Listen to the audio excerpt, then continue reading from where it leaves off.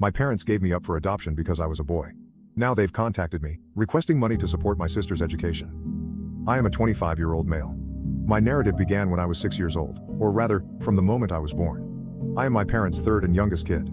We weren't rich, but my parents made enough money to support 3 children. We resided in a tiny town in an ancestral home, which helped us conserve money. My grandparents owned a farm, which supplied a substantial percentage of our food. Dad worked as a truck driver and returned home every 3 to 4 days, while Mom was a waitress. Before I was born, my parents had 2 daughters. You can imagine how I felt as the unplanned child. Of course, as a child, I had no idea what was going on, but as I grew older, I started to figure it out.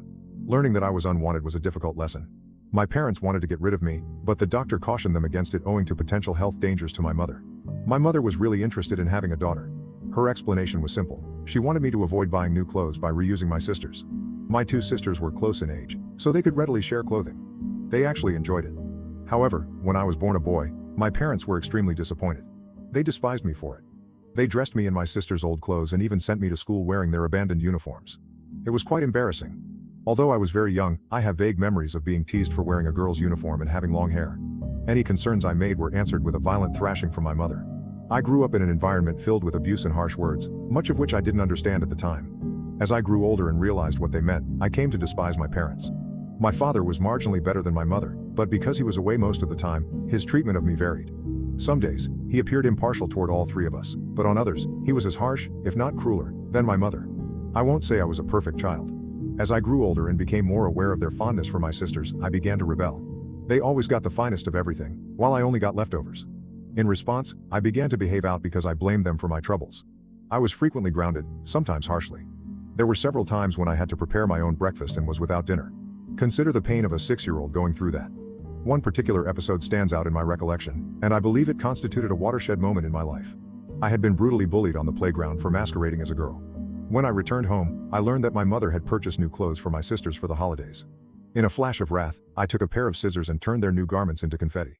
I know what I did was wrong, and I'm not proud of it, but my actions sprung from grief, not malice.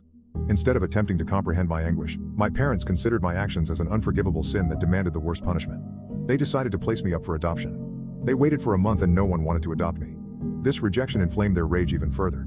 I was continually reminded of how useless I was, and how no one wanted me. Some of the harshest comments I heard came from my mother, who said, "I wish I had done a gender check. I would never have brought him into the world."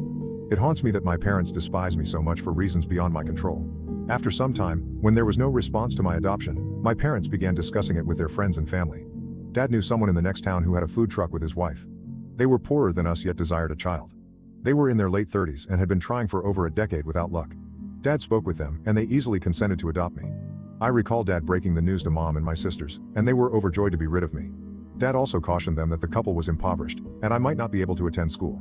Mom shrugged her eyes and replied, "Who cares? Just drop him off tomorrow." I stood in the corner, holding the curtain. Even though I despised my family, the prospect of abandoning them terrified and pained me. My eyes welled up with tears, but I refrained from crying aloud. They were so delighted, reveling in the moment, that they didn't know I was present.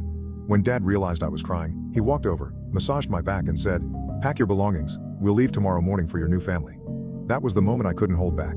I cried out, but it went unheard. I went back to my room, packed my belongings, and prayed that my new family would be less evil. The following day, Dad drove me to the next town. I don't remember how I felt during the drive. I wasn't crying, perhaps I was simply numb. My new family's home was small, with only one room, and they had transformed the warehouse into my bedroom. I had no complaints.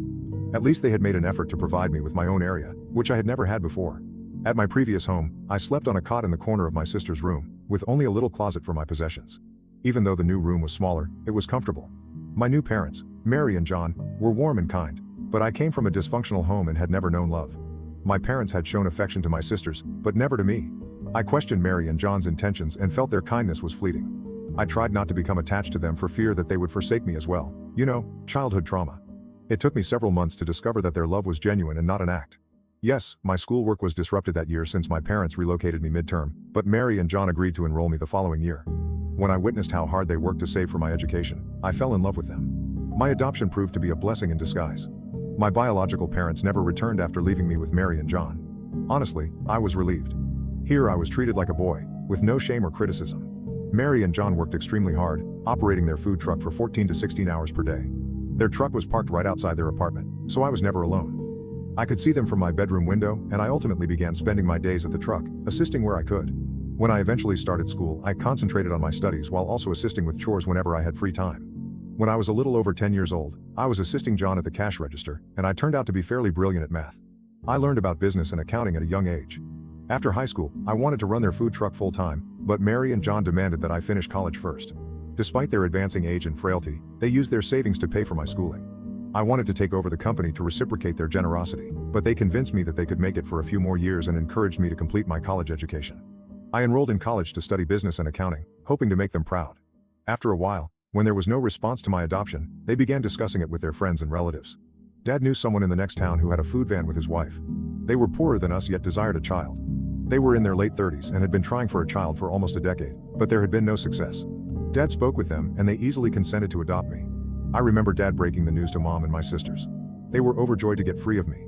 Dad also explained that they were poor and that I might never be able to attend school. Mom shrugged her eyes and replied, "Who cares? Just drop him off tomorrow." I stood paralyzed in the corner, clutching the curtain. Regardless of how much I despised my family, I was terrified and hurt to leave them. I had tears in my eyes but did not cry out. They were so thrilled and enjoying the occasion, they forgot I was there. When Dad saw me in tears, he walked forward, patted my back, and told me to pack my belongings. "We'll leave tomorrow morning to join your new family." When he said this, I cried out loudly, but I realized it was not heard. So I went to my room, packed my belongings, and prayed that my new family was less evil. The following day, Dad drove me to the next town. I don't remember exactly what emotions I was experiencing, but I wasn't crying. Perhaps I was simply numb as I left the house and throughout the drive. My new family was definitely poor. They lived in a little house with only one room. They'd converted the warehouse into my room. I had no problems because they at least tried to offer me a room. I've never had my own room or bed. My sisters had a bed and I was put up on a cot in the corner of their room, with my stuff stored in a small closet. This room was smaller than ours, yet it was comfortable. My new parents, Mary and John, were loving and caring, but I came from a troubled home. I had never felt that love before. Yes, I witnessed my parents' affection for my sisters, but never for me. I used to question my new parents' intentions and assumed their love was only transitory. I tried not to become attached to them for fear of being abandoned as well. You are aware of childhood trauma. It took me several months to discover that they truly loved me and were not putting on a front. Yes, my school was discontinued that year since my parents relocated me in the middle of the school year, but my new parents promised to enroll me the next year. I saw how they went above and above to save money so that I could attend school. That's when I started to love them back. My adoption proved to be a blessing in disguise. My original parents never showed up after sending me to Mary and John. To be honest, I was relieved because I was treated as if I were still a boy. Mary and John were extremely hardworking people. They worked 14 to 16 hours a day on their food truck. The vehicle was located right outside of their apartment, so I was not left alone when they were working. I could see them directly through my bedroom window. Eventually, I began spending my days on the truck, assisting them with everything I could.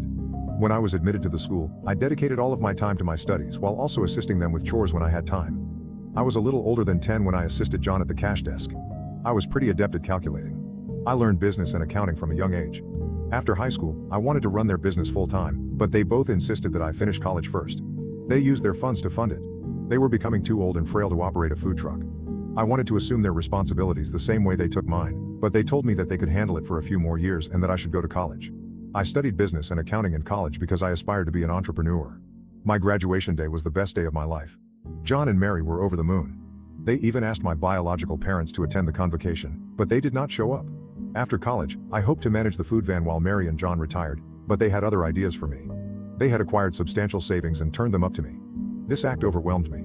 John stated they could survive on their own for a few more years, but he didn't want to involve me in their business. He provided me with the money to start my own business. I didn't want to waste their hard-earned money, so I used my business skills wisely. I looked for a tiny local restaurant in a good neighborhood that was struggling with sales. After several rejections, I ultimately persuaded the owner to lease the property to me on a profit-sharing basis. I started from scratch, refurbishing the facility and creating a menu tailored to the likes of millennials and Generation Z. I focused on providing the greatest service to my consumers. Sales increased dramatically within a year and I doubled my initial investment. 4 years later, I own 3 cafes in town, all of which are successful. I moved Mary and John into a better apartment and obtained a little room for myself, as I'd been living with them up until then. I asked them to retire and get rid of their food truck, but they insisted on keeping it for their own satisfaction. When I left their house with my bag all those years ago, I had no idea I would one day graduate from college. But here I am running a restaurant chain in town. Fast forward to last month, it was a regular day at work. I was working at the cash register of one of my eateries when I noticed a familiar face. It seemed like I'd seen a ghost. It was my biological father. I saw him after almost 2 decades. He appeared pale and sickly. He stepped across the counter with a big smile and hugged me. I didn't say anything because the restaurant was crowded, and instead escorted him to a corner. Seeing his face brought back all the traumatic memories from my youth. I couldn't have written about my past in such depth if he hadn't reappeared in my life. He expressed his pride in my accomplishment and happiness. I stood there, stunned, unable to answer. He stated that he had been traveling by and saw John, who informed him of my success. He stated that he will bring my mother to meet me over the weekend. I remained silent, and he left shortly after. That evening, I told John that I did not want to meet my biological parents, who abandoned me because I was a boy. John and Mary were aware of my rough childhood. I wanted to flee and hide for the weekend, but Mary persuaded me to forgive them and go forward. I finally agreed to meet them on the condition that John and Mary accompany me. My original parents came to John's house, and I expected them to apologize for what they did to me. But to my surprise, they showed no sorrow. Instead, they detailed the favors they had performed for me. My mother told me that I should be grateful to them for finding me wonderful parents like John and Mary, who raised me to be successful. I was stunned. I wanted to lash out at them, but Mary took my hand and told me to remain calm. I politely replied, "I am grateful to have John and Mary as parents." The entire encounter seemed awkward and uncomfortable for me. The next day, I got a call from my biological mother. I didn't recognize her voice. It was the first time she'd contacted me in 20 years. She was not phoning to reconcile. She asked for money. She stated that my father had lost his regular job and had been working on a contract basis for several years. She also lost her job since no restaurant wanted to hire a 50-year-old waitress. They were hurting financially. I inquired how much she needed. She replied $20,000 would be sufficient. She had borrowed the money from her friends over the previous 3 months to buy groceries and run the property. Her pals now wanted the money back, but she didn't have it. I hung up the phone, stating I'd think about it and get back. The truth is, no matter how much I despise them, I feel horrible that people are pursuing them for money. Sometimes I think she's simply taking advantage of me, but what if they really need help? I'd feel horrible letting them go through embarrassment, especially considering I have the money. Update 1. Thank you for all of your remarks and congratulations. People have different feelings about helping my mother with $20,000. I discussed it with Mary and John. Mary was pleased that I was considering assisting my parents, but she also advised me to be cautious. John stated that it was my money, thus the decision was mine, but he shared the same concern. What if they were attempting to manipulate my emotions? After much deliberation, I chose to seize my first and only shot with my biological parents. I transferred the money to her account. It felt nice at first to aid my family, despite the fact that they had mistreated me. But, as I suspected, they began to exploit me financially, so I quickly recognized I had been correct in my caution. My mother called me back a week after I had sent the money. I responded with conflicting sentiments. She thanked me for my assistance and then stated, "Your sisters want to see you. When do you think you can make it?" For a time, I believed they truly wanted me back in their life. Regardless of all my parents did to me, I never despised my sisters. As a child, I may have been nasty to them, but I never blamed them for what happened. It was not their fault. I often wondered if my parents abandoned me because they were poor, not because they were nasty. I informed Mom that we could meet on Sunday and I would drive home. But she interjected and said, "Why don't we meet somewhere outside?" I didn't think much of it at the moment but agreed. She agreed to text me the place and time. However, after the call, I felt nervous. Why didn't they want me to come to their home? Yes, it doesn't matter where we meet, but after so many years, wouldn't you rather meet your family at home than in a restaurant? Later, she emailed me information on an expensive restaurant. I didn't think about it at the time since I was still upset that they hadn't asked me home. When I got to the restaurant, they were already present. My sisters ran to hug me, and for a minute, I was overjoyed to see them after so many years. We were having fun catching up until the menu arrived. They began ordering the most expensive dishes on the menu. When they inquired what he wanted, my father smiled and replied, "Order the most costly one. My son is a big man now." That was a very petty thing to say. If John or Mary had said that, I would have been proud. But hearing it from my biological parents felt cruel and manipulative. There was little I could do. I sat there, watching them enjoy themselves, knowing full well that they were draining my money. Yes, I did pay the bill too. I had wild thoughts about ghosting them before the bill arrived, but that would have been too cruel. Right there and there I told myself I would never fall into their emotional trap again. I stayed cold for the remainder of the evening, and I doubt anyone noticed. When we were leaving, they did not invite me home. Instead, my older sister inquired, "So where are we dining next?" I feigned a smile and responded, "Nowhere," before waving them goodbye. When I returned, I told Mary about my greedy relatives. She was shocked. Mary, a gentle and independent woman, found their behavior troubling. She encouraged me not to act foolishly again and to concentrate on my life rather than worrying about others. I took her advice to heart. A week later, my sisters called, but I did not answer. My mother called, but I also ignored her. It has been 2 months since then, and they have stopped contacting me. I believe they finally received the message that I do not want them in my life. Update 2. Hello everyone, thank you for all the love. As I indicated in my last essay, I stopped responding to my sisters and biological parents after realizing they only wanted me for my money. My mother called me again recently, after nearly 5 months. I noticed the phone ring and answered it on impulse. She began with a small conversation, asking about me and my career, but it sounded artificial and pretentious. I couldn't stand it any longer and inquired, "What do you want?" She took a big breath and explained, "Your sisters had to drop out of college. Because dad couldn't afford their tuition, they asked me to sponsor their college education." I flipped out. My mother urged me to calm down, saying, "They are your sisters, your family, and you should help them." I was at work at the time and did not want to disrupt my day, so I hung up. She called me back that evening. I had ignored her calls a few times, but it bothered me. I recognized that ignoring her was not the solution. When she called again, I answered. She responded, "Your sisters are really pleased to return to their college, so how are we going to handle this? Will you pay all at once or by semester? I advise you to transfer the entire sum to me, and I will handle the tuition payments each semester. That way, you won't have to worry about anything." I was stunned. I replied, "Whoa, hold on. I am not going to make any payments." She sounded genuinely astonished, as if she had not expected no to be an option. She asked, "What do you mean you won't pay everything at once? It's great, we can also pay in installments." I reiterated, "I'm not paying anyway. My sister's schooling is not my obligation, especially since my parents abandoned me and never followed up with me. Now you're only talking to me because you want to take my money." She erupted with rage and lost control. "Do not forget that we gave birth to you. We are responsible for your current state. Your father secured a suitable guardian for you, and now that it is time to repay us, you must accept your obligations.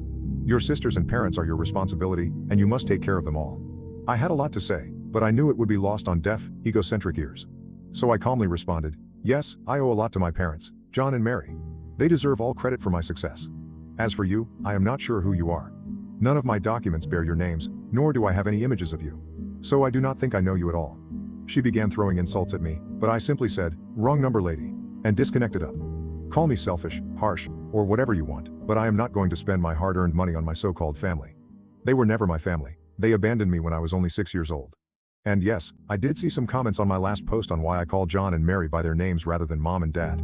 Actually, I call them mom and dad now.